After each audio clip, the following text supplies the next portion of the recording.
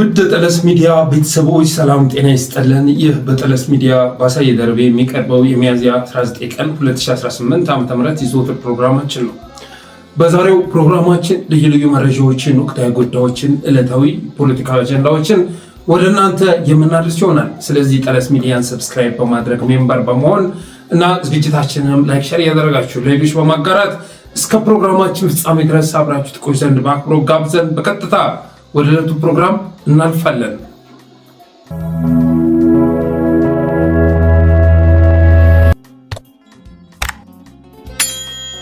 በመጀመሪያ እንደ መግቢያ የሆነ ዘንድ አገዛዝ መበስበሱን አገዛዝ መዳከሙን የሚገልጽ አንድ የስኒ ቋጠሮ አዘጋጅቻለሁ። እስኪ እሱን ሰምተን እንመለስ።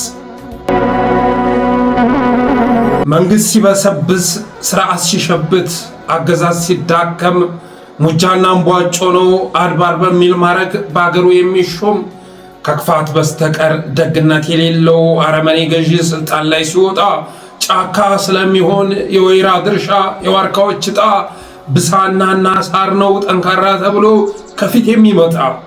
ለምሳሌ ያህል አብይ መራሹን ብልጽግናን የው በዋርካዎች ቦታ ትውልትና ቀጤማ እያከማቼ ነው። መንግስት በክፋቱ ገዝግዞና ላምጦ ራሱን ሲበላ ውግዝ ከማሪዎስ ተብሎ በአገሬው በህዝብ ሲጠላ ብርቱ ስለሚሸሽ ነክሰው ይመጣሉ እነ ሙጃ ሁላ። በዚህም መነሻ ፋናንና ቲቪን ዋልታን ብትከፍተው አዳዲስ አረም ነው አመራር ተብሎ ሲያወራ የምታየው።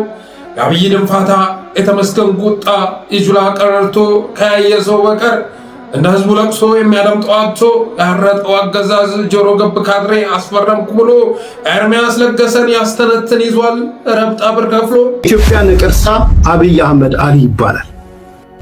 አንዱ የአብይ ሀገር አፍራሽ አካሄድ ይሄ ያረጀ ያፈጀ ነገር ይዞ መጥቶ አሰብ ምናምን በሚል እንግዲህ ካርዶቹን ጥሎ ጨረሳቸው። ከትላንት ወዲያ ከቴዲ ጋር ስናወራ ነበር። ቴዲ ሊሆን ሰምታችኋል። የአብይ የቀረው ካርድ አለ ወይ የሚለውን ነገር አንስተን ነበር። ሁሉንም ካርድ ጣለ። አሁን መጨረሻ ሲመጣ ለካ ቺያሰብ ወደብና ባነሳት የሆነውን ሰዎችን ነቃ አደርጋለሁ።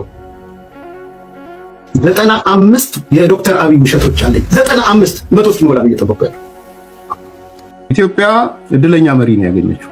ይሄ መመስከር ፈልጋለሁ። የፈለገ ከጠቅላይ ሚኒስትሩ ጋር ልዩነት ይኖራችሁ የፈለገ ጥሉት፣ ኢትዮጵያ የቴክኖሎጂ መንገዷ ይሄ ጠቅላይ ሚኒስትር ባይኖር ኖሮ በዚህ ርቀት የምትሄድ አይመስለኝም።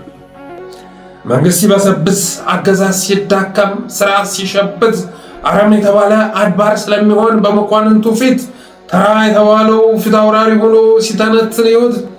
አገዛዝ ሲዳከም አቅሙ ሲመናመን ጅስሙ ሲመለመል በተመስገን ፈንታ ተወዳጅ ተብሎ ማስረሻ ይተካል። መንግስት በቁም ሞቶ ገላው ሲበሰብስ አካሉ ሲተላ ይሻላል ተብሎ ከባጫ ደበሌ ከኢታማዦር ጁላ ፍቅሩን ማስለፍለፍ ነው ህዝብን ማሳመኛው የተሻለው መላ። በፈንታው ልሳን ነው የህዝብን ልብና አንጀት የሚበላ።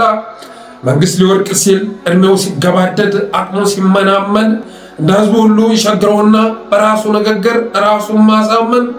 በክፋቱ ዘመን የገፋውን ሁሉ የተፋውን ሁሉ በተራየው አሳ ያለነሱ ፍቃድ ወረቀት አንጥፎ ብዕር እያስነሳ የሬድዋን ሐሳብ የዳንኤል ተረት የአብይ ዘባተሎ ፌስቡክ ላይ ይወጣል የበረከትና የለማ ተብሎ።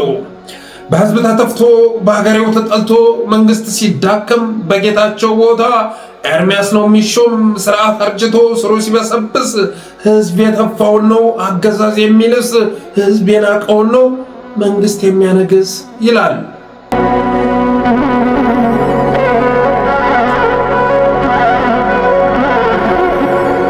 የቴዲ አፍሮ አልበም ከወጣበት ጊዜ አንስቶ የኢትዮጵያ ህዝብ መስጠት ያለበትን ግብረ መልስ ሰጥቷል። በትናንትናው ዕለት ፕሮግራም ስሰራ 100,000 ብዬ በማለት የተነሳ 100 ሚሊዮን ነው የሚል ማስተካከያ ተሰጥቶኛል።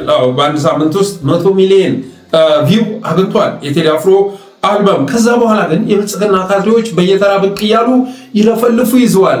እንደ ጉድ እያስለፈለፋቸው ነው። ሊረሱት አልቻሉ። በየቀኑ እያዳመጡ ዘፈኑን እየተነተኑ ማብራሪያ ይዘው ይዘዋል። ለኔ ጀግንነት ማለት ለጋምቤላ ልጃገረዶች ናት ባሮ ብሎ መዝፈን ሳይሆን ለኔ ጀግንነት ማለት ለጋምቤላ ልጃገረዶች ትምህርት ቤት መገንባት ነው። ለኔ ጀግንነት ማለት ሐሳብን በሐሳብ ጠረጴዛ ላይ መወያየት ነው።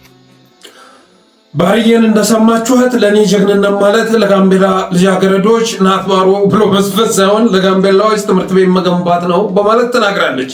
ለኔ ጀግንነት ማለት ሐሳብን በሐሳብ በጠረጴዛ ዙሪያ ማንሳት ነው የሚል ማብራሪያ ይዛልን መጣለች። ቴዲ እኮ ክራር እንጂ ክላሽ ይዞ አልመጣም። ባርዬ ቴዲ አፍሮ ይዞ የመጣው ክራር እንጂ ክላሽ አይደለም፣ ሐሳብ እንጂ ቦምብ ይዞ አልመጣም። ግን ቦምብ ይዞ የመጣ ይመስል ይኸው በየሰዓቱ እየወጣችሁ ተቀባጥሩ ይዛችኋል። ከዛ ውጭ ያን አርቲስት የሥራ ድርሻ በአንድ ሀገር ውስጥ ያለውን ሃይማኖት፣ ማንነት፣ እሴት፣ ወግ መገለጫ ተብለው የሚታሰቡ ነገሮች እነሱን ፕሮሞት ማድረግ ነው። ትምህርት ቤት ማሰራትማ የእናንተ ስራ ነበር፣ የእናንተ የሥራ ድርሻ ነበረ። ግን ያን የሥራ ድርሻችሁን ወደ ጎን አድርጋችሁ የሙሉ ቀን ስራችሁ ትምህርት ቤት መዝጋት ሆነ። ትምህርት ቤት መዝጋት ብልጽግና መቼም ትምህርት ቤት ከፈኩ ብሎ ሊናገር አይችልም። ዋነኛው መገለጫችሁ ትምህርት ቤት መዝጋት ነው። በተረፈ አርቲስቱ ይዞ የመጣው ክራር እንጂ ክላሽ አይደለም፣ ሐሳብ እንጂ ቦምብ ይዞ አልተከሰተም። ሐሳብን ማየት ታውቁታላችሁ። ሐሳብ ማለት ምን ማለት ነው ተብላችሁ ብትጠየቁ ድፋይ እንድታደርጉት አትችሉም። ሐሳብ በግጥም ይተላለፋል፣ በድርሰት ይተላለፋል፣ በዘፈን ይተላለፋል፣ በንግግር ይተላለፋል። በተለያየ መልኩ ሐሳብ ይተላለፋል። ግን እንደሙያቸው እንደመክለታቸው ሐሳባቸውን ለእናንተ ማይጥም ሐሳብ ያስተላለፉ ሁሉ አሁን የት ነው ያሉት ብላችሁ ጠይቁ። እስር ቤቱን የሞሉት እኮ የተለየ ሐሳብ ያስተላለፉ ናቸው። ጠመንጃ ያነገቡትንማ የት ደርሳችሁባቸው? የት አግኝታችኋቸው? መቼ አስቀርበዋችሁ? ዛሬ እኮ እስር ቤቱን የሞሉት እነ ዮሐንስ ቦያለው፣ እነ ክርስቲያን ታደለ፣ እነ ዶክተር ካሳ ተሻገር፣ እነ ቴዎድሮስ ኃይለማርያም፣ ሌሎችም እነ ጎበዜ ሲሳይ፣ መስከረም አበራ እስር ቤት የታሰሩት የሐሳብ ፖለቲካ በማራመዳቸው የተነሳ ነው። እርሳስ ይዘው ለእናንተ የማይመች ስዕል ሳሉ፣ ብዕር አንስተው ለእናንተ የማይጥም ግጥምና ስንኝ ያደረደሩ፣ ማይክ ይዘው ለእናንተ ጆሮ የማይስማማ ንግግር ያደረጉ በሙሉ እስር ቤት ናቸው። ገጣሚውም፣ ጋዜጠኛውም፣ ፖለቲካውም፣ ዘፋኙም የተለየ ሐሳብ እስካቀነቀነ ድረስ ሁሉም ያለው እስራትና ስደት ላይ ነው ማለት ይቻላል። አንዳንዶቹም ተገለዋል። ሌላኛዋ ደግሞ አለችላችሁ። እችኛዋ ተናግራ ስትወጣ ደግሞ ሌላኛዋ ገብታ የሚከተለውን ሐሳብ ስታስተላልፍ ነበር። ብልጽግና ፓርቲ ወደ ስልጣን ሲመጣ ለመንግስት ሰራተኛ ደሞዝ መክፈል የማትችል ሀገር ነበር የተረከበው። በዕዳ ተዘፍቃ ኢኮኖሚዋ መንቀሳቀስ የማይችል ሀገር ነበር የተረከበው። ነገር ግን በ7 ዓመት ብቻ ተአምር ማለት በሚቻል ደረጃ ላይ በሰራው የኢኮኖሚ ሪፎርም ሀገራችን ዛሬ ከአፍሪካ ቀዳሚ ኢኮኖሚ መሆን የቻለችበት ሁኔታ ነው ያለው። ብልጽግና ፓርቲ ወደ ስልጣን ሲመጣ ለመንግስት ሰራተኛ ደሞዝ የማትከፍል አገር ነበር የተረከበው። ዛሬ በአፍሪካ ቀዳሚ ሀገር ፈጥረናል እያለች ነው ጩጩዋ። ደግሞ ብልጽግና ፓርቲ ወደ ስልጣን ሲመጣ ለመንግስት ሰራተኛ ደሞዝ የማትከፍል ሀገር ነው ከኢህአዲግ ላይ የተረከብ ነው። ዛሬ በአፍሪካ ቀዳሚ አድርገናታል እያለች ነው። ኢህአዲግ ማን ነው? ኢህአዲግ ማለት እኮ ዛሬ ጠቅላይ ሚኒስተር እያልሽ የምታሸበሽብለት ሰው ነው። የደህንነት ሹም እያላችሁ የምታወድሱት ሬድዋን ሁሴን ነው። ጠቅላይ ሚኒስተሩ ከመቀየሩ ውጭ ትግረኛ ተናጋሪዎቹን ከማስወገዳችሁ ውጭ እኮ ዛሬ ብልጽግና ውስጥ የተሰባሰቡት ዋና ባለስልጣኖች ትናንትና ኢህአዲጎች ተብለው የሚጠሩ ናቸው። እናገኘው ተሻገር ኢህአዲጎች ነበሩ። እነ ሙፈሪያት ኢህአዲጎች ነበሩ። ሁሉም በሚባል መልኩ ኢህአዲጎች ነበሩ። ስለዚህ ኢህአዲግ ሌላ መንግስት አድርጋችሁ ለማስተዋወቅ አትሞክሩ። ኢህአዲግም የነበራችሁት እናንተ ናችሁ። ጠቅላይ ሚኒስተሩ ከመቀየሩና ትግረኛ ተናጋሪዎቹ ከመወገዳቸው ውጭ ሁሉም ነገር ባለበት እንደቀጠለ ነው። ለጌታቸው ዛሬም ተመልሰዋል። ስለዚህ ኢህአዲግ የተለየ መንግስት አልነበረም። በተረፈ ግን ኢህአዲግና ብልጽግናን ማወዳደር በፍጹም ይቻል አይደለም። ዝንብና ንብ ተብለው ሊገለጹ የሚችሉ ናቸው። በአፍሪካ ቀዳሚ አድርገናታል የተባለችውም ሀገር በጦርነትና በግጭት ካልሆነ በስተቀር በሌሎች ነገሮች ሊወዳደሩ የሚችሉ አይደለም። ለምሳሌ ያህል ከብድር አንጻር የተነሳው ነገር በኢህአዲግ ጊዜ 26.4 ቢሊዮን ዶላር ብድር ነበረባት ኢትዮጵያ። አሁን 34 ቢሊዮን ደርሷል። ያኔ 26.4 ቢሊዮን ዶላር ቢበደሩም ለግድብ ነው ሲበደሩ የነበሩት፣ ለመስኖ ነው፣ ለባቡር መንገድ ነው እና ለተለያዩ አስፓልቶች፣ የፈጣን መንገድ መስሪያ ለመሳሰሉ ነገሮች ነበር ብድር ሲጠየቅ የነበረው። ጤና ጣቢያ ነበር የሚገነባበት፣ የኢንዱስትሪ ፓርክ ነበር የሚገነባበት። ዛሬ ብድር ተቀብለው ብልጽግናዎች ብድር አይደለም ግብር ሰብስበውም ጭምር ለፓላስና ለሪዞርት ነው የሚያውሉት፣ ለጦርነት ነው የሚያውሉት። ከዝርፊያ የተረፈውን ገንዘብ ለፓላስና ሪዞርት ወይም ደግሞ ለጦርነት ነው የሚያውሉት። ዝርፊያን በተመለከተ ጠቅላይ ሚኒስትሩ እንደዚህ በማለትም ሲናገር ነበር። የራሳቸው መሪ በጣም ብዙ የሰለጠነ ዘመናዊ ሌባ በውስጣቸው ተሰግስጓል። በጣም ብዙ ሌብነት ወግ ይመስል ማለት ነው። ይህን ፋይት ማድረግ አልቻልንም። ሌቦቹ ከኛ የተሻለ ጭንቅላት አላቸው። ከኛ የተሻለ ባይፓስ ማድረግ ይችላል። በህግ ሞደርን ሌባን መያዝ ከባድ። እናንተ ብታግዙ አውራው መስመር እየያዘ ቢሄድ ሌላው ይደነግጣል። እንደ ስራ ባይወሰድ ኢትዮጵያ ውስጥ ይሄን ውሃ ሽጦ ኮሚሽን መጠየቅ ለመንግስት ባለስልጣን እንደ መብት ባይቆጠር አትሊስት አሳፋሪ ነገር መሆኑ ቢታወቅና አልፎ እንኳን ደብቀው ቢሆን ጥሩ ነው። አሁን ፎርማል ነው እየሆነ ያለው። ምንም አሳፋሪም አይደለም፣ አስነዋሪም አይደለም፣ እንደ መብትም ጭምር ነው የሚቆጠረው። ወፈፌው መሪ እንደሰማችሁት ነው። እባካችሁ ዝርፊያ ሐላል እየሆነ ነው፣ ደበቅ ብለን እንኳን ብንበላ ጥሩ ነው እያለ ሲፈክር ትሰሙታላችሁ። ደበቅ ብለን እንብላ። ዛሬ እኮ በግልጽ በአደባባይ ዝርፊያ እየተከናወነ ነው፣ አገር እየተዘረፈ ነው በማለት መሽረፈት ሲያወራ ትሰሙታላችሁ። በነገራችን ላይ አብይ ጠንከር ብሎ ስለ ዝርፊያ የማያወራው የዝርፊያ አባቱ እሱ በመሆኑ የተነሳ ነው። እስካሁን ድረስ የሚገነባቸው በቢሊየን በትሪሊየን ገንዘብ ፈሰስ ተደርጎ የሚገነቡ ግንባታዎች የጫካ ቤተ መንግስትን ጨምሮ ማለት ነው የፋይናንስ ምንጫቸው የማይታወቅ በመንግስት የፋይናንስ ስርዓት ውስጥ ያላለፉ ኦዲት የማይደረጉ ህጋዊ ጨረታ ያልወጣባቸው በመሆናቸው የተነሳ ማንን ይቆጣል? ማንን ይቆጣጠራል? የዝርፊያ አባቱ እሱ በመሆኑ የተነሳ እባካችሁ ደበቅ ብለን እንብላ እያለ ሲናገር ትሰሙታላችሁ። በኢህአዴግ ዘመን ግን ይስና ግሌስ የሚደረግበት ጉዳይ ነበረ አይደለም። ኪራይ ሰብሳቢነት ቢያንስ እንኳ ቃሉን ለዘብ ቢያደርጉትም ኪራይ ሰብሳቢነት እየተባለ እንኳ እርምጃ በአንዳንዶች ላይ ሲወሰድ እናቅ ነበር። መታወቂያ ልታወጣ ስትሄድ፣ ፓስፖርት ልታወጣ ስትሄድ ግፋ ቢል የሺህ ስጠኝ ነው የምትባለው። 100 ብር 200 ብር ከሰጠህ አለቀ። የፈለግከውን ሰነድ ይዘህ ትወጣለህ።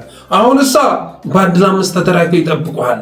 በአንድ ለ5 ማለት ነው 40 ሺህ ብር 50 ሺህ ብር አምጣ ተብለህ ትጠየቃለህ። የትኛውንም አገልግሎት የምታገኘው ሙስና ከፍለህ ነው። ካልሆነ ግን በተለያየ ሰበብ አስባብ የምትመለስ ይሆናል። በተረፈ በኢህአዴግ ዘመን የሚሊኒየር ዴቨሎፕመንት ጎልስ የሚባሉ ኤምዲፒ የሚባሉ ነገሮች ነበሩ።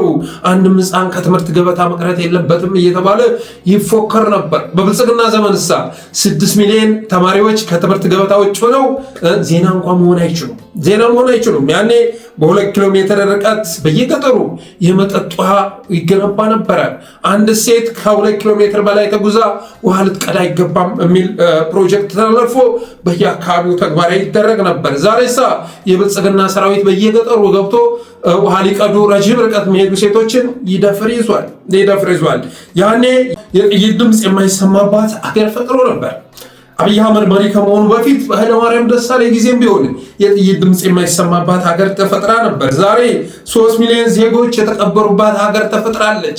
3 ሚሊዮን ዜጎች መቅበራቸው አልበቃ ብሎ ዛሬ ጎጃምን ለመጨፍጨፍ 120 ታታ ባስ ሙሉ ሰራዊት ጎጃም ገብቷል። ጌታዬ ጎጃም ምድር ገብቷል። 120 ታታ ባስ ሰራዊት ዛሬ ተሰልፎ ጎጃም ገብቷል። ለምን ካላችሁ ህዝብ ለመጨፍጨፍ አማርኛ ተናጋሪን ለማጥፋት ዛሬም ድረስ ሰራዊት እያዘመቱ ይገኛሉ።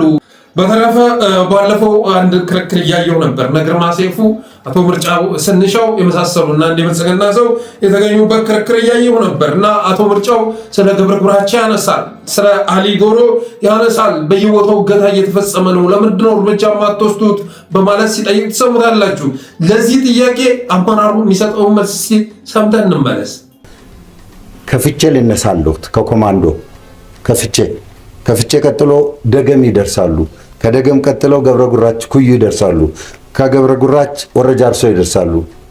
ጓጽዮን መሀል ላይ አሊ ዶሮ አለች።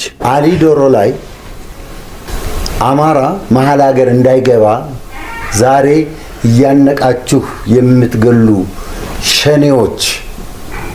ሸኔዎች የጊዜ ጉዳይ ነው እንጂ ሁሉም ለፍርድ ይቀርባል።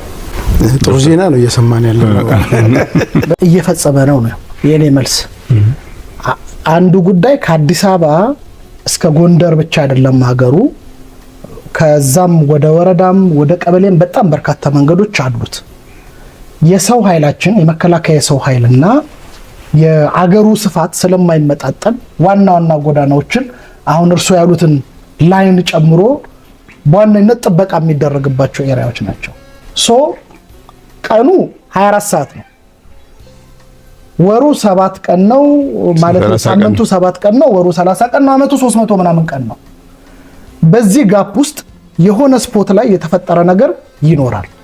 አሁን ይሄን ኬዝ አላቀውም። ለምሳሌ ግን እርሱ ያሉትን ውሸት ነው ብዬ መናገር አልችልም። ምክንያቱም ሰፊ ነገር ስለሆነ የሆነ ቦታ ላይ ተፈጥሮ ሊሆን ይችላል። የብልጽግና አመራሮች እነዚህ ናቸው። ከአዲስ አበባ 100 ኪሎ ሜትር ርቀት ላይ ስለሚሆን ነገር መረጃ ያላቸው። ስለ ገብረ ጉራቻና አሊዶሮ ሲጠየቅ ይሄን ኬዝ አላቀውም እያለ መልስ ሰሙታላችሁ። ከዛ ውጭ ግን ነገ በህግ መጠየቃቸው አይቀርም። ዛሬ በአሊዶሮ በተለያዩ ቦታዎች ላይ አማራዎችን እያገቱ አማራዎች ወደ ሀገራቸው እንዳይገቡ የሚያደርጉ ሽፍታዎች ነገ በህግ የሚጠየቁ ይሆናል። ተጠያቂነት መምጣቱ አይቀርም በማለት ሲናገር ግርማ ሰይፉ ምን እንዳለ ሰምታችሁታል። ጥሩ ዜና ነው እየሰማን ያለ ነው በማለት ሲያለምጥ ሰምታላችሁ። ጥሩ ዜና ነው እየሰማን ያለ ነው። ላይጠየቁ ኖሯል። እንኳን እነሱ ቀርቶ አንተም ትጠየቃለህ። መቼም እነ ግርማ ሰይፉ ሆዱ ከሞላ ቤተሰቡንም ልጁን የሚሸጥ ሰው በኢትዮጵያ ፖለቲካ ታሪክ ውስጥ ታይቶ አይታወቅም።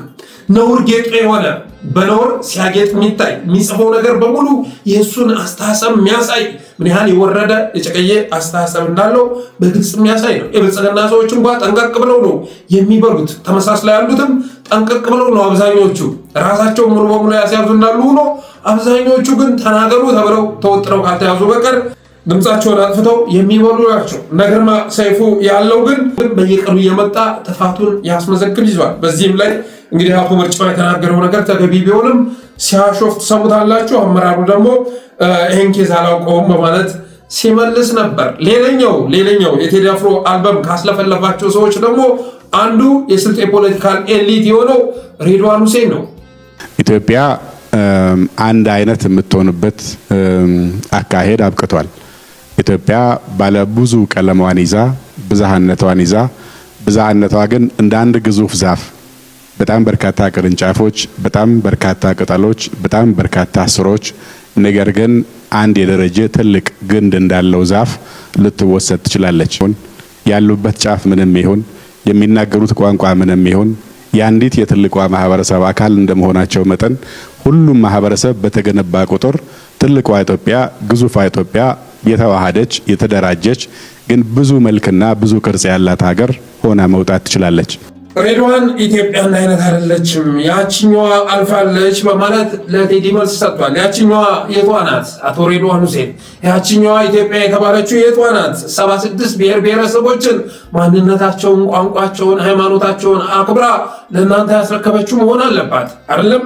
መቼም እነዚህን 76 ብሔር ብሔረሰቦች እናንተ የፈጠራችኋቸው አይደሉም። እናንተ ቋንቋ የሰራችሁላቸው፣ ወግ ባህል ያዘጋጃችሁላቸው አይደሉም። ከትናንት የተረከባችኋቸው ናቸው። ስለዚህ ያቺኛዋ ኢትዮጵያ የቷ ናት? ሬድዋን ሁሴን ያው የቴዲ ኢትዮጵያ አማራ ኢትዮጵያ ብሎ ዲፋይን ስላደረጋት ስለዛች ነው እያወራ ያለው። እኛ ኢትዮጵያ እኮ የባሪያ ንግድን ያስቀረች ነች አይደል እንዴ? ያቺኛዋ ኢትዮጵያ የባሪያ ንግድን ያስቀረች ነች። የባሪያ ንግድን አጼ ምኒልክ ለአባጅፋር የጻፈውን ደብዳቤ አብበዋል እንዴ? አቶ ሬድዋን እባክህ ድሃው የፈለገበት ቦታ ይዋል፣ የፈለገበት ቦታ ይደር በማለት የባሪያ ንግድን ያስቀረች ነች። ያው ደብዳቤውም አለልህ። እኛ ኢትዮጵያ የባሪያ ንግድን ያስቀረች ነች። የቴዲ ኢትዮጵያን ብትሆን ራጉኤል አይደል ያኗር ጎረቤት በማለት የዘፈነች ነች። የቴዲ አፍሮ ኢትዮጵያም ራጉኤል አይደል ያኗር ጎረቤት በማለት የዘፈነች ነች። አንቺም በሃይማኖትሽ እኔም በሃይማኖቴ አብረን እንኖራለን አይጠበንም ቤቴ በማለት ያንጎራጎረች ነች። አንተ ባህር በር አያስፈልግም እያልክ በምታቀራራበት ጊዜ ዳላክ ላይ ልስራ ቤቴን በማለት ነው አርቲስቱ የሚታወቀው። ያን ጊዜ አንተ ምን ስትል ነበረ? ምን ስትል ነበር? በተመሳሳይ መልኩ የማሸማቀቅ ስራ ስትሰራ ነበር። የድሮ ማይንድ ሴታፕ ውስጥ ነው ያላችሁት። ከዛ ውጡ። ያለ ባህር በር ማደግ እንችላለን። ስለ አሰብ መወሰን የሚችለው የኤርትራ ህዝብ ነው። እናንተ አይመለከታችሁም። ከድሮ ከአፄዎቹ አስተሳሰብ ስላልተገላገላችሁ እንጂ አይመለከታችሁም እያልክ ስታናፋ ስታቅራራ ቴዲ አፍሮ ግን ዳላካይል ስራ ቤቴን እያለ ያንጎራጉር ነበር ማላችሁ። ዛሬ እናንተ ከምኒልክ ጀምሮ በኃይለ ሥላሴ አልፎ ደርግ ማስመለስ ያልቻለውን ወደብ እግናት ወደቱ የወደብ ጉዳይን የኢትዮጵያ የትውልድ ጥያቄ እናደርጋለን ብላችሁ ነው ያስቀምጣችሁት። ለምን ወደብ ከመጣ እንዳላችሁት በሰላም የሚመጣ ከሆነ በእኛ አይደለም የሚወሰነው፣ በእኛ የትውልድ ጥያቄ በማድረግ አይደለም የሚመለሰው፣ በኤርትራ ህዝብ ፍላጎት ነው የሚወሰነው ሰላም ከሆነ። ስለዚህ የኤርትራ ህዝብ ራሱ ወስኖ ኢትዮጵያ ውስጥ እየመጣ ያለ እድገት ለውጥ ይበልጥ መጠቀም አለብኝ፣ ስለዚህም ኤርትራም ኢትዮጵያም በጋራ ማደግ እንዲችሉ እንፍጠር ካለ የሚወሰነው እኛ የትውልድ ጥያቄ ያለብን ብለን ስላራገብ ነው አካኪ ዘራፍ ስላለን ሳይሆን የኤርትራ ህዝብ መጠቀም አለኝ ብሎ ነው የሚወስነው። ስለዚህ ይሄን መተር ያለብን ለኤርትራ ህዝብ አይደለም ወይ? እንደሰማችሁት ነው። ስለዚህ እነ ሬድዋን ሁሴን ስለ አረብነት ካልሆነ በስተቀር ስለ ኢትዮጵያዊነት ሊሰብኩን አይችልም። የስልጤ ፖለቲካል ኤሊት ስለ አረብነት ነው ሊሰብከን የሚችለው፣ ስለ ኢትዮጵያዊነት በፍጹም ሊያስተምረን አይችልም። በፍጹም ማለት ነው። መለስ ዜናዊ በአንድ ወቅት ይህ ጥያቄ እየገፋ በመምጣቱ የተነሳ ነዳጅ የሌለው አረብ አናውቅም መልሶላችኋል እየተባለ ሲቀለር ነበር። አረብ ስለመሆን ካልሆነ በስተቀር ስለ ኢትዮጵያዊነት ሊሰብኩን አይችሉም። የነ ሬድዋን ሁሴን ኢትዮጵያ ይች ናት፣ ይች ነች።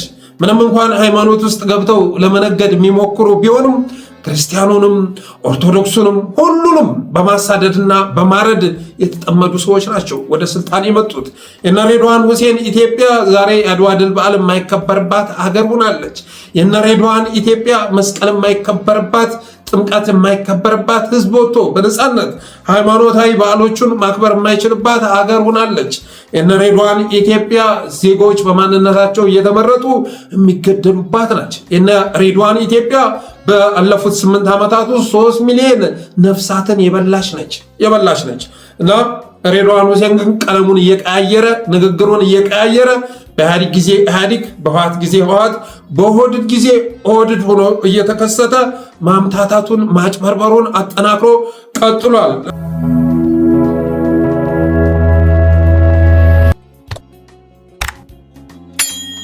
ሌላው አርቲስቶች አሁን ላይ ብቅ ብቅ እያሉ ድምፅ እየሆኑ ይገኛሉ። በሀገራቸው ጉዳይ በህዝባቸው ጉዳይ ድምፅ እየሆኑ ይገኛሉ። ከቴዲ አፍሮም ጋር ተያይዞ ማለት ነው 3 ደርሷል የአርቲስቶች ቁጥር። እስካሁን ድረስ በአደባባይ ወጥተው አቋማቸውን የገለጹ አርቲስቶች 3 ሆነዋል። አንዱ አርቲስት ታሪኩ ነው። መልካም መንግስት ማለት አለ በፌስቡክ ገጹ፣ መልካም መንግስት ማለት ለእኔ የዜጎችን ጩኸት የሚሰማና የሚያስተካክል እንጂ ጩኸታቸውን በቁራ እየመሰለ የሚሳለቅባቸው አይደለም በማለት እጅግ የሚገርም ሀሳብ አስተላልፏል። መልካም መንግስት ማለት ለእኔ ዜጎችን ጩኸት የሚሰማና የሚያስተካክል እንጂ ጩኸታቸውን በቁራ እየመሰለ የሚሳለቅባቸው አይደለም በማለት የሚገርም መልእክት አስተላልፏል። አርቲስት ተሙም የሚከተለውን ብሏል። አብይ አህመድ የሚባለው ሰውዬ እባክህ ከኢትዮጵያ አናት ላይ ውረድ። ሰላም ጤና ይስጥልኝ። ተመስገን ገብረ እግዚአብሔር ነኝ። ዛሬ በአዲስ ቪዲዮ ነው የመጣሁት። በጣም የሀገራችን ነገር እንግዲህ እንደምታዩት በጣም ያሳዝናል። አብይ አህመድ የሚባል ሰውዬ በጣም ዲክታተር፣ በእውነት ነው የምነግራችሁ። ያው ተሙ ፖለቲካ አያምርብህም እንዳትሉኝ፣ ይሄ ፖለቲካ አይደለም። ፖለቲካ ሳይሆን በቃ ይሄ ምንድነው የሚባለው የሰው ልጅ የመጨረሻ ደረጃ ላይ ሲደርስ ማለት ነው። እኔ አም ቪክቲም በጣም ቪክቲም ነኝ፣ ተጎድቻለሁ ምናምን በዚህ መንግስት። ግን አሁን ደግሞ እየሆነ ያለው ነገር በጣም ፈር የለቀቀ ሆነ ማለት ነው።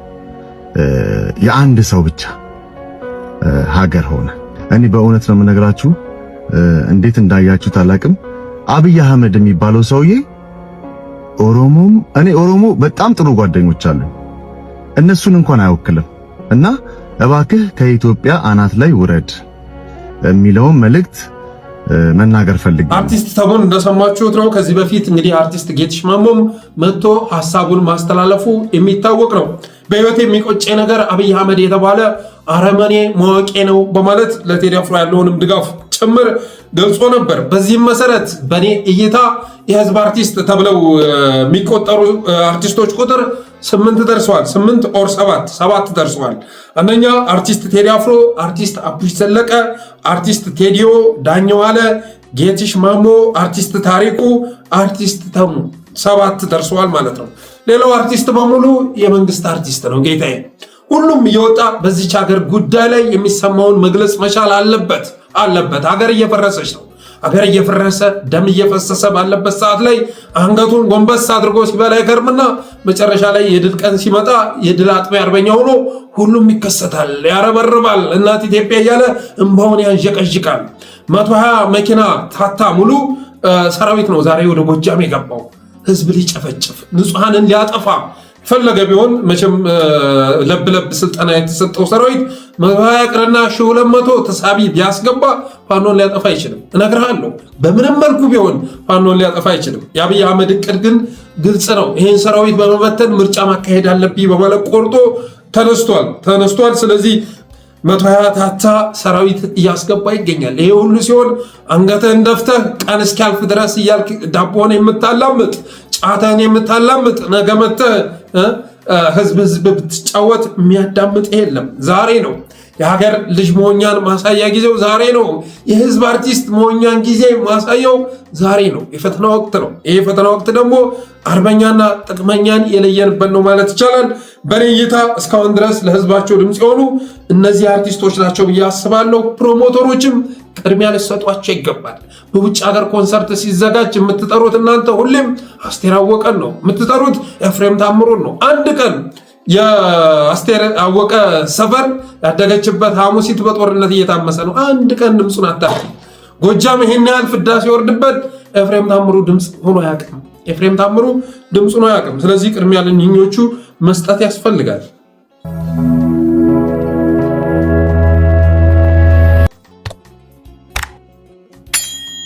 ሌላኛው ርዕስ የፈርሴ ቡላዎችን ክፍፍል ይመለከታል። ያገዛዙ ፈርሴ ቡላዎች አሁን ላይ ሶሻል ሚዲያ ላይ በአደባባይ እየተሰዳደቡ እየተዘላለፉ ይገኛሉ።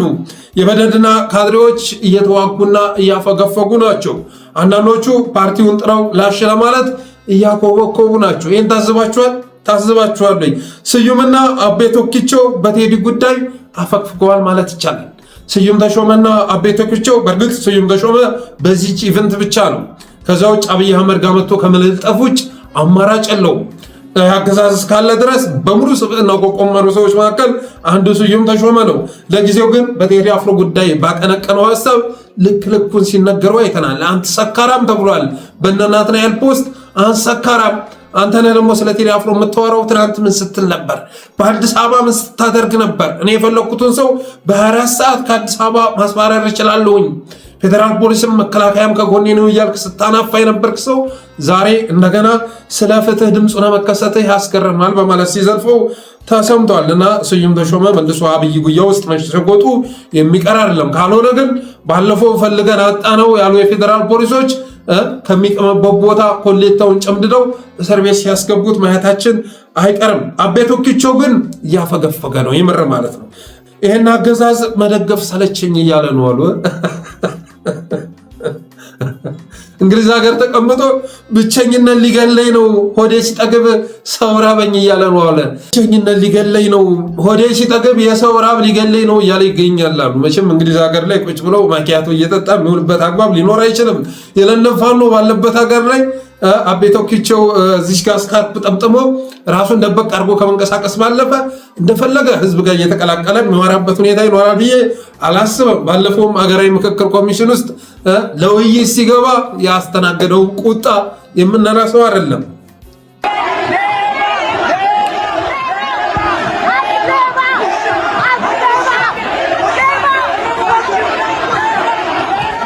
የለንደን ፋኖ እንግዲህ ያን የምክክር ኮሚሽኑ ጋር ሊሳተፍ አቤ ቶኪቾ ሲገባ ያጋጠመው ተቃውሞ ይሄን ይመስል ነበር እና አሁን ላይ አቤ ቶኪቾ ለማፈግፈግ እና ከብልጽግና ለመውጣት ዳርዳር እያለ መሆኑን የደረሰ መረጃ ያመለክታል። እኔ የጻፍኩትን ስክሪንሾት አድርጎ ባለፈው ሲያላዝን ነበር።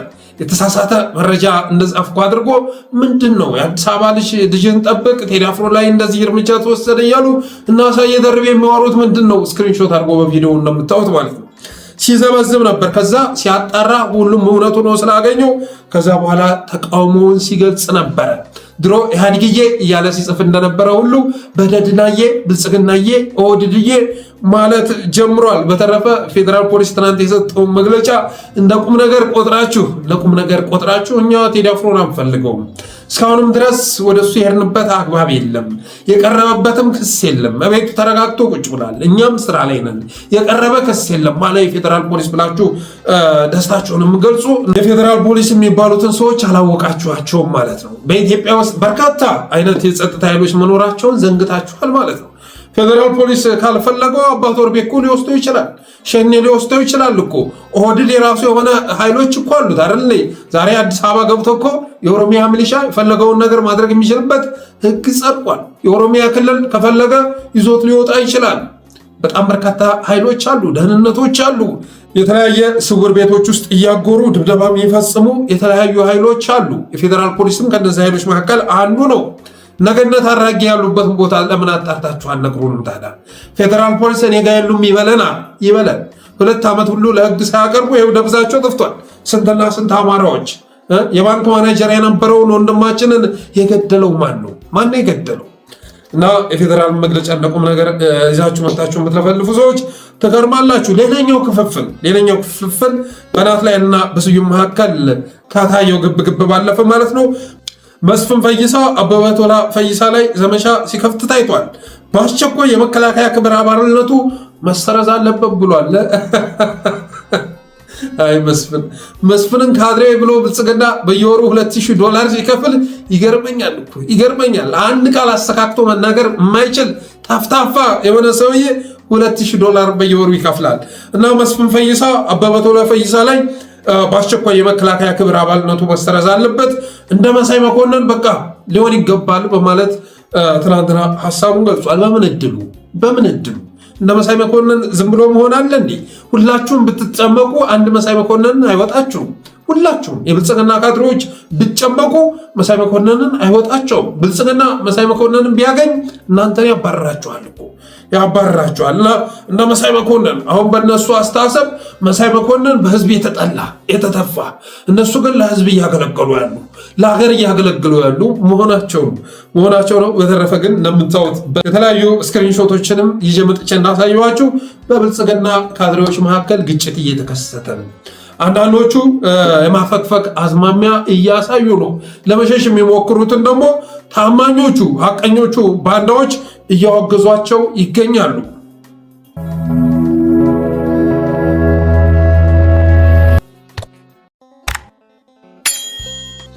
ሌላው የዘኢኮኖሚስት ዘገባን ይመለከታል። አብይ አህመድ ይላል ዘኢኮኖሚስት ትናንት ያወጣው። አብይ አህመድ የምርጫ በሀገሪቱ ታሪክ እጅግ ግልጽና ዴሞክራሲያዊ ምርጫ ይሆናል ብሎ መናገሩ አስቂ ነው አለ ዘኢኮኖሚስት። በገንዘብ አንሸጥም ያሉ ፖለቲከኞች ተገለዋል፣ ታስረዋል፣ ተሳደዋል ወይም ደግሞ በፍርሃት ተሸብበው እንዲቀመጡ ተደርገዋል። እንደ አብን እና እንደ ኢዜማ በነገራችን ላይ የኢኮኖሚስት ዘገባ የገረመኝ ነገር ፖለቲከኞች በገንዘብ መሸጣቸውን አረጋግጧል። እና አንዳንዶች ሁሉ ራሳቸውን በገንዘብ ያልሸጡ ፖለቲከኞች ግማሾቹ ተገለዋል፣ ግማሾቹ ታስረዋል፣ ግማሾቹ ከሀገር ተሳደዋል፣ ግማሾቹ ደግሞ በፍርሃት ተሸብበው ተቀምጠዋል። ፖለቲከኞች ብቻ ሳይሆኑ ጋዜጠኞችና የመብት ተሟጋቾችም ጭምር ደብዛቸው እየጠፋ ይገኛል። ይህ በሆነበት ሁኔታ ነፃና ዲሞክራሲያዊ የሆነ ምርጫ አካሄዳለሁ እያሉ ማቅራራት ከንቱ ዲስኮር ነው በማለት ዘኢኮኖሚስት ትናንት ባወጣው ዘገባ ቅጩን ተናግሯል። በነገራችን ላይ በታሪክ ተጠያቂ ከሚሆኑ ሰዎች መካከል ከብልጽግና ሰዎች ባልተናነሰ መልኩ ማለት ነው ሜላትወርቅና ፕሮፌሰር መስፍን አርአያ ኢትዮጵያን እድል በማጨለም የትውልዱን እጣ ፈንታ ላይ በመቀለድ እንደነዚህ ሁለት ሰዎች ተጠያቂ የሚኖር አይመስለኝም። ሜላትወርቅ የምትባል ሴትዮ ገና ከሂደቱ ገና ከጅማሮ ጀምሮ ህዝብ የሚቃወመው ህዝብ ዛሬም በጦርነት እየታመሰ ባለበት ሁኔታ 120 ታታ ባስ ሙሉ ሰራዊት ጎጃም እየሄደ እየተራገፈ ባለበት ሁኔታ በዚህ ሰራዊት ምርጫ አካሄዳለሁ ብላ በጦርነት መካከል ብልጽግናን አሸናፊ ያደርጋለሁ ብላ እየተንቀሳቀሰች የምትገኝ ጉደኛ ሴት ናት። ጉደኛ ሴት የመጨረሻ ማለት ነው። እኔ እንደዚህ አይነት ድፍረት ሌሎች እነ ሙፈሪያት ራሱ ያደርጉታል ብዬ አላስብም። ከየት ፈልጎ አብይ አህመድ እንዳወጣት እግዚአብሔር ይወቅ፣ ከየት እንዳገኛት ማለት ነው። አይ ቲንክ የታዬ አጽቀሥላሴ ዘመድ ሳትሆን አትቀርም። ጎንደር ሁና ነው እንግዲህ፣ የጎንደር አማራ ሁና ነው በዚህ ልክ በዚህ ልክ በራሷ ወገን ላይ እየቀለደች የምትገኘው እና ሜላትወርቅና ፕሮፌሰር መስፍን አርአያ በዚህች ሀገር ዕጣ ፈንታ ላይ በመቀለዳቸው በትውልዱ ዕጣ ፈንታ ላይ በመቆመራቸው በታሪክ ተጠያቂ መሆናቸው የሚቀር አይደለም። ከኢኮኖሚስት ባለፈ ሌላኛው ዘገባ ደግሞ ወርልድ ፕሬስ ነው። ወርልድ ፕሬስ ያለአግባብ የኖቤል ሽልማት ከወሰዱ ሰዎች መካከል አብይ አህመድን ቀዳሚ አድርጎ አቅርቦታል። ያለአግባብ የማይገባቸውን የሰላም ኖቤል ሽልማት ከወሰዱ ሰዎች መካከል አንደኛው አብይ አህመድ ነው የሚል ዘገባ ይዞ ወጥቷል። ከኤርትራ ጋር የነበረውን አለመግባባት በመፍታቱ አብይ አህመድ ከተሸለመ በኋላ የሙሉ ቀን ስራው ጦርነቱ ነዋል በማለት ወርልድ ፕሬስ ዘግቧል። ምግብን፣ መድኃኒትን፣ ጾታዊ ጥቃትን የጦርነት ማሸነፊያ መንገዶች አድርጓል። በምግብ መቅጣትን፣ የእርዳታ እህል እንዳይገባ ማድረግን፣ መድኃኒትን ማገትን፣ ጾታዊ ጥቃት መፈጸምን ጦርነትን ለማካሄጃ እንደ ማሸነፊያ መንገድ አድርጎ እየተጠቀመበት መሆኑንም ወርልድ ፕሬስ ዘግቧል። በሚሊዮን የሚቆጠር ዜጎች በእርስ በርስ ጦርነት እያለቁ ነው ብሏል። አብይ አህመድ የኖቤል ሽልማት ተቀብሎ አገር መምራት ከጀመረበት ጊዜ አንስቶ ኢትዮጵያ የደም መሬት መሆኗን እና ዜጎች በሰላም እጦት እየታመሱ መሆናቸውን ገልጿል። ስለዚህ አቶ ሬድዋን ሁሴን የእናንተ ኢትዮጵያ ይህንን ትመስላለች። በሌሎችም በዓለም አቀፍ ሚዲያዎች እይታ እናንተ ኢትዮጵያ ይህንን ትመስላለች። 20 ሚሊዮን የዕለት ጉርስ ተፈናቃዮችን በየቤታቸው በረሃብ እያንገበገበች ያስቀመጠች 6 ሚሊዮን ተፈናቃዮችን ድንኳንና ጎዳና ላይ የለፋች 6 ሚሊዮን ተማሪዎችን ከትምህርት ገበታ ውጭ ያደረገች የኢትዮጵያ መጻኢ ዕጣ ፈንታ ያጨለመች ሀገር ነው ያለቻቸው። በጦርነት የምትታመስ የእርስ በርስ ጦርነት እና በየአቅጣጫው ደግሞ ዳር ድንበሯን ያስደፈረች ሀገር ነው እየመራችሁ ያላችሁት ማለት እወዳለሁ። 83600 አካባቢ ሰብስክራይበር አለ። 400 ሰብስክራይበር ይፈለጋል። 400 ሰው ሰብስክራይብ አድርጉና 84000 እንድንገባ አድርጉላለሁኝ። ተረፈ ሜምበር በመሆንም ስቲከሮችን በማበርከትም ጠለስ ሚዲያ ያበረታቱ ብዬ የዛሬ ዝግጅቴን እቋጫለሁ። አመሰግናለሁ። ክበሩልኝ።